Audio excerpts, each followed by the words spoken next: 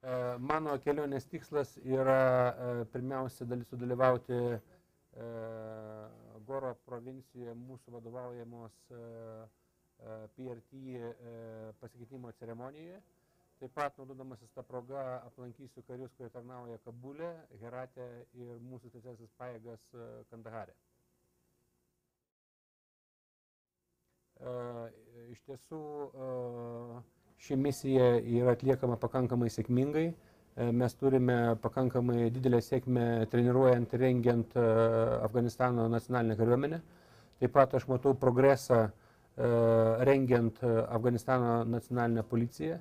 Tai yra iš tiesų pakankamai sudėtinga užduotis, tačiau jinai yra viena iš svarbiausių šio momentų. Aš manau, kad Afganistano mokymo misija reikalauja papildomų pajėgumų, kurių pagalba būtų dar efektyviau ir geriau rengiama Afganistano kariuomenė ir Afganistano policijos pajėgos.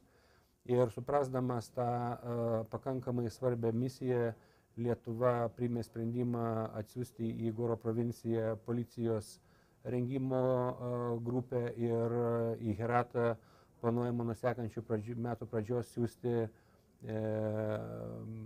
mokymo grupę, kuri treniruos Afganistano kariuomenės lakūnus ir inžinierius, kurie skraidys ir aprūpins malūnsparnį Mi-17.